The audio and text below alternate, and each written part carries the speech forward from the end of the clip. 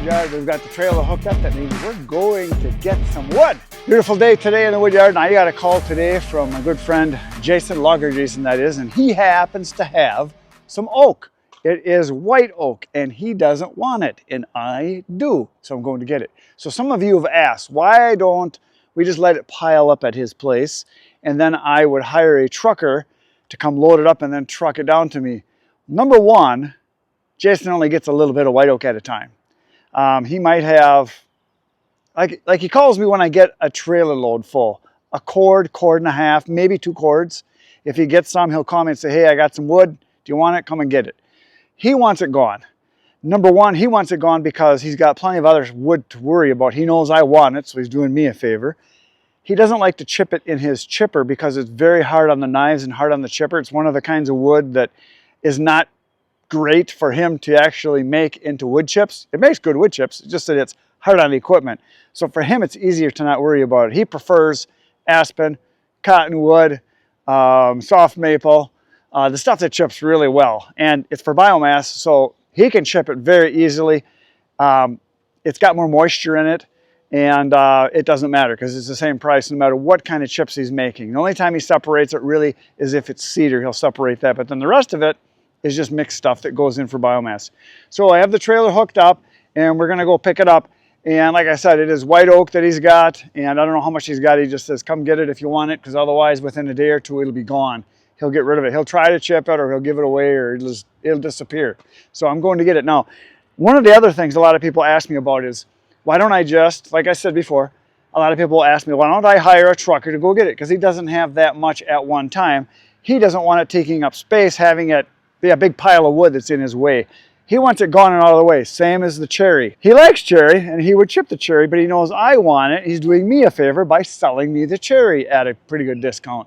So I go and get it as he has it. Now, in order for him to have a semi-load where we would hire, I would hire, he would hire a truck to pick it up and to bring it down to me, which is an hour away. It's like 50 miles. And it would cost, just to have it trucked would be $300-400.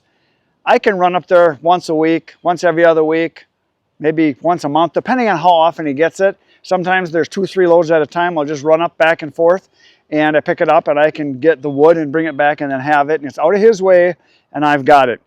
And I still am paying for gas, obviously. Because I can get about a cord and a half in the trailer, that means for me to get a semi-load, I would have to make about 8 trips. And 8 trips for me there and back is about 100 miles. I get about, when I'm towing, I'm only getting about 12 or 13 miles to the gallon. So if you figure the gas out, it's probably costing me a couple $100, but he wants it gone.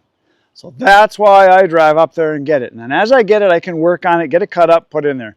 If I had a whole semi-load coming, it would sit for a while, which it has been. I've been putting it off to the side. And I've been accumulating quite a bit of white oak. So I'm gonna stop talking now and we're gonna get in the truck and we're gonna go for a little ride down the road. We're gonna head up to Jason's and we're gonna get a load of wood.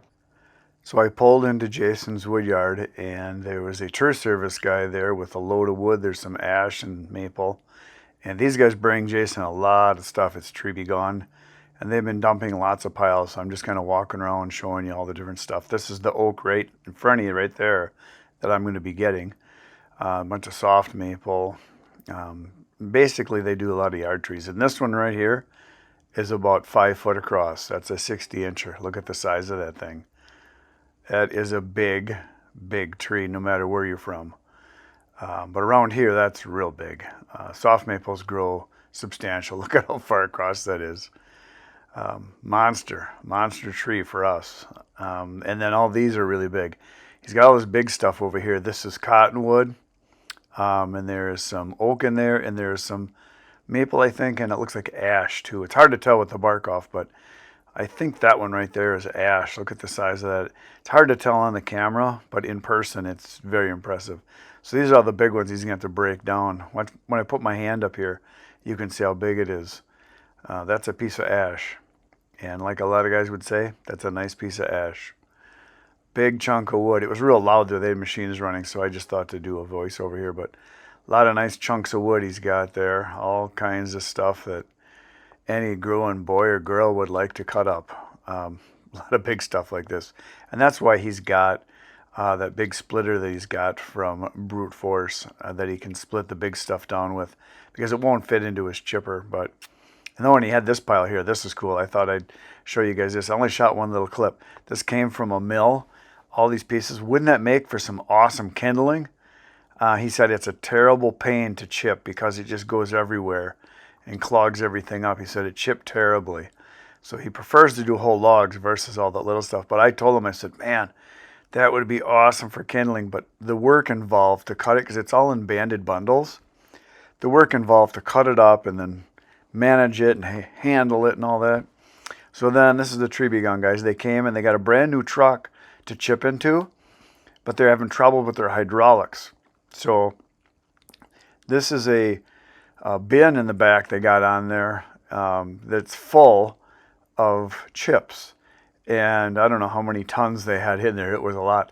Well, they were having trouble with their hydraulic lift on it. It didn't have enough power to lift it because it's not set up right. After we looked at it, it's not set up right at all. So Jason's got the forks on his Volvo there, on his loader, and he's lifting the fronts so that they can dump it, because it wouldn't lift it at all. And I've had that happen to me once or twice where I couldn't get my dump trailer to lift because I had it loaded too heavy. So I had to take stuff out of the front. I had rounds cut that I hauled. So he's lifting it up, giving it an assist. And then they get it up and it starts to come out, and they forget to raise it up the rest of the way, and a bunch stuck. But there's a lot of weight in that puppy. You don't realize how heavy all that chipped wood is. I mean, that's probably many trees that they've got in there chipped. It just seems to come out forever. And so there he helped them lift it up, and then they pull away and jockey it back and forth, trying to get it to loosen up, but it's so jammed in there so tight, it wouldn't come out the back. And they don't have it up all the way, but he couldn't lift it because there's so much weight. It's like half full in the front there. I don't know if you guys can see that. He couldn't get it to lift it all, but eventually they got, I think, 90% of it out.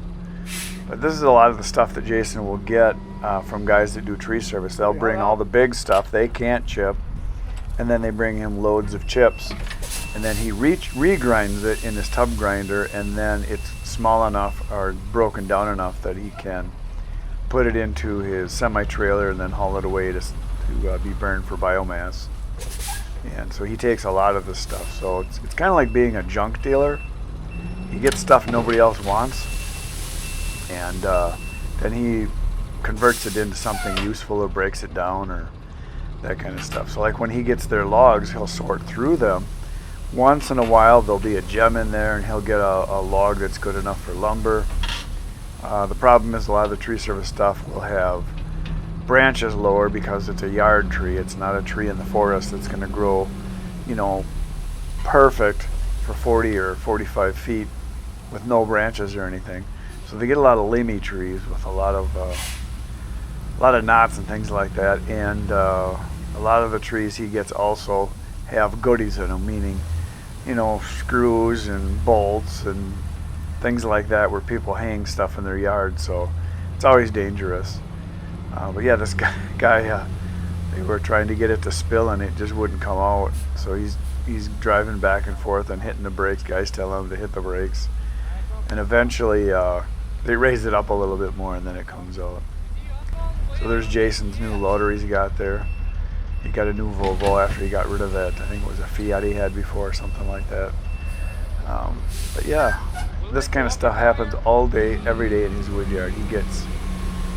There's days he'll get nothing, but then there's other days he'll get 6, 7, 8, 9 loads come in because they're doing jobs all over. And it's not just this tree service company. There's several others that will bring stuff to him. He's kind of a dumping ground, and it's good for them because they pay by the ton if they have to pay at a fill for a landfill. Now I'm getting my wood put in here. So you're going to get to see this oak. I'm getting its white oak. It's swamp white oak. There's several different varieties we have. There's bur oak, and then we have regular white oak, and then this swamp white oak. And I don't know if that's a technical name, but that's what we call it. It's got bark that's more like almost like a shag bark hickory. So it's a little different bark texture.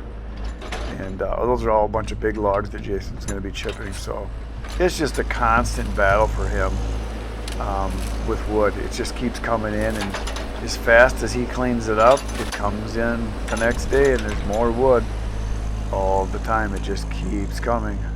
That's an ugly looking one there.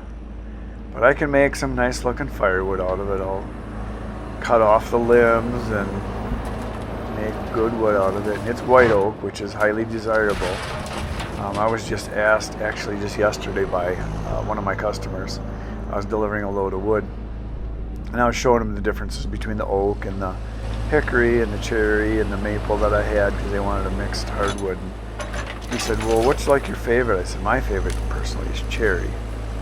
And he wanted to know why, and I said, it's because I just like it the best. I said, it's easy to cut, it's easy to split, it dries really good, and it burns really nice. It might not be super high BTUs, but I just like it. And he asked me if that was my kind of wood. If I had to pick just one I would want to sell, I said, well, if I could, I would. He said, unfortunately, I have a majority, more than 50% of my customers, they want oak.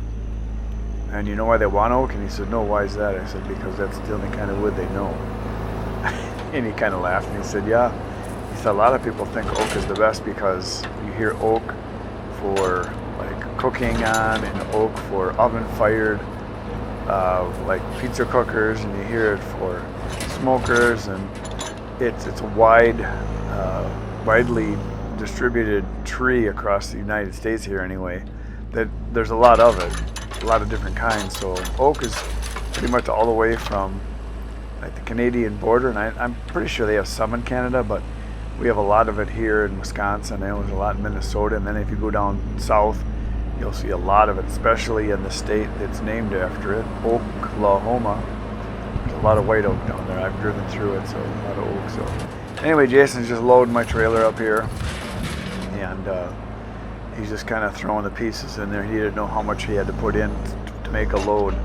So now he's gonna go and get some more that he had in a different spot. So I gotta hold the truck up and over, and he's gonna pull over there, and there's a few more pieces he's gonna try to grab.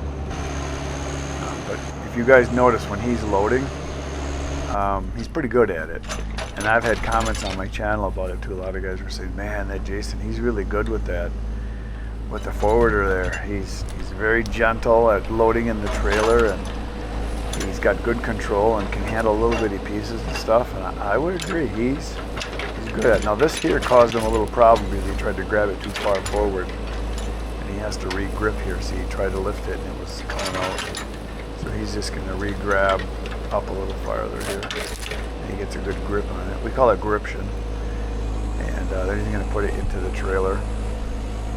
Yeah, more odd pieces. Nothing pretty there. I mean, you can see I'm getting what I paid for. It's ugly wood, but it'll make firewood.